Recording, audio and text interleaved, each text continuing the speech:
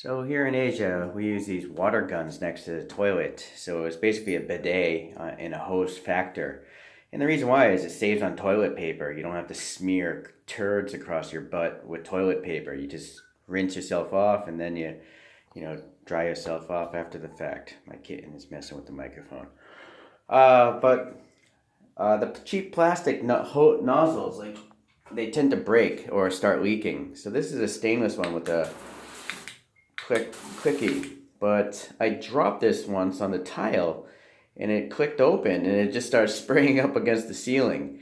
So I don't like the click button style. Okay. So now in this bathroom, I thought I'd try a rotary style, which would be a little bit harder to drop and open.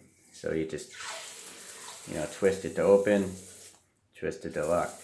The thing is, the actual cap, it just doesn't stay on and it's trapping this lever. So it's very difficult to use this as well. So I'm not a big fan of the twist, this particular lever one. This is a brand called ER/LE. Anyway, so you probably want to avoid something like that. So today I went and got a good old American Standard one. It is a clicky, but the button can be protected. So I apologize. This is really difficult to hold in front of a camera. Or actually, let me raise the camera and that'll make my life easier. Pretty bad lighting in this bathroom. Red Dot Award winner in 2022. Bunch of marketing stuff. Dimensions. It's actually pretty big, it seems. And then Flexi Fit. That's what I was going for. So let's open this up and see what's going on inside.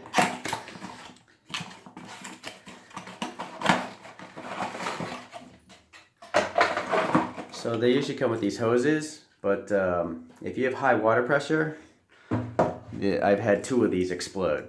The pressure just made them blow apart. So you want to keep your pressure under 60 psi, which I now have done, but yeah, sorry, the cat's new kitten, he's messing around. But anyways, I have high pressure hoses attached so they can never explode.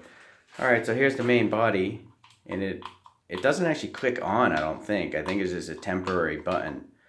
But the selling feature that got me is the fact that you can twist this, pull it off, and then it'll just spray a jet.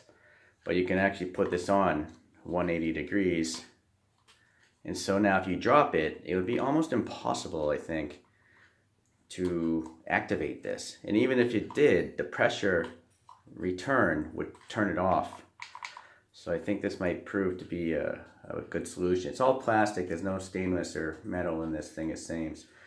So I'm only going to hope that it lasts a long time. The O-rings inside.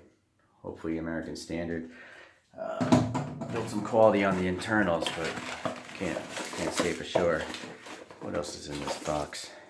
Some sort of bag, probably with some screws. Let me see.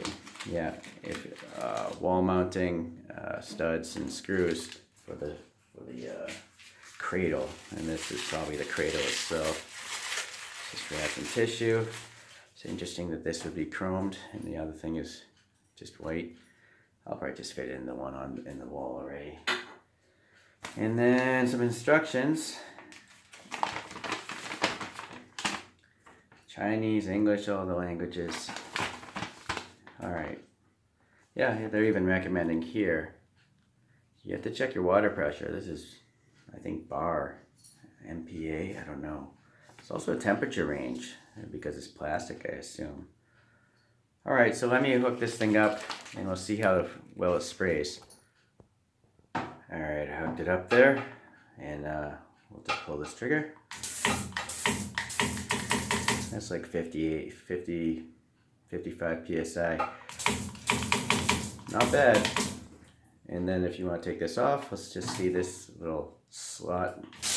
Whoa, that's some high-speed stuff. So that's good for cleaning.